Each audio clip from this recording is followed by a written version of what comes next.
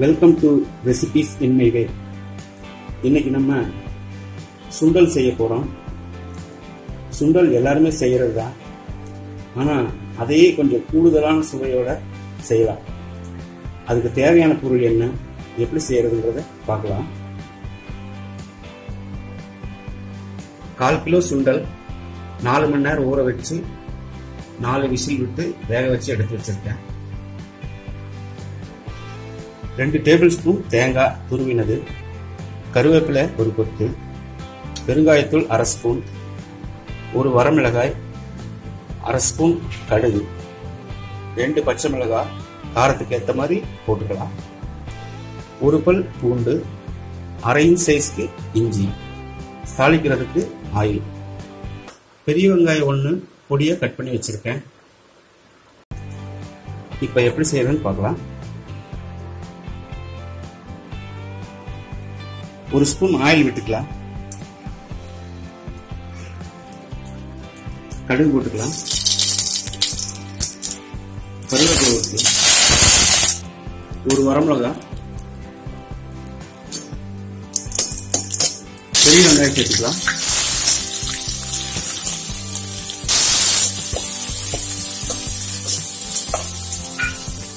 பெருங்காயத்தூள்,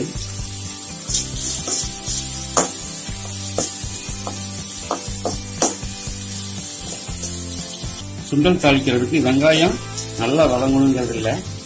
இப்போ சுண்டல் சேர்த்துடலாம்.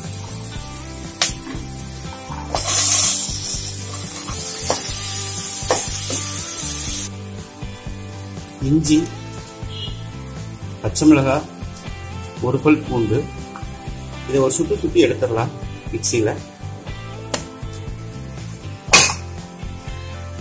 இதோட தேங்காயும் சேர்த்துக்கலாம். மறுபடியும் லேசா ஒரு சுத்திடுவோம்.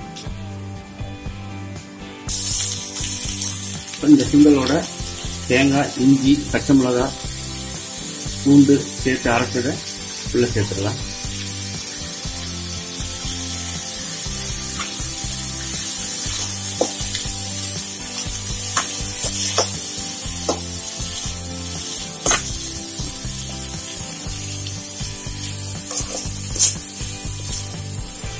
ஏற்கனவே சுண்டல் வேக வைக்கும் போது நம்ம உப்பு சேர்த்துருக்கோம்.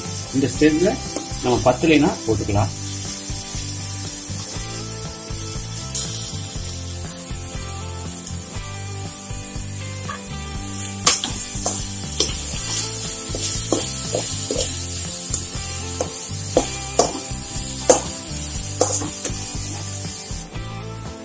இப்போ சுவையான சுண்டல் ரெடி ஆயிடுச்சு.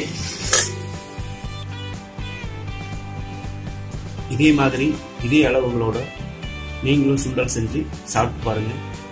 வீடியோ பிடிச்சிருந்தா லைக் பண்ணுங்க, கமெண்ட் பண்ணுங்க, சப்ஸ்கிரைப் பண்ணுங்க.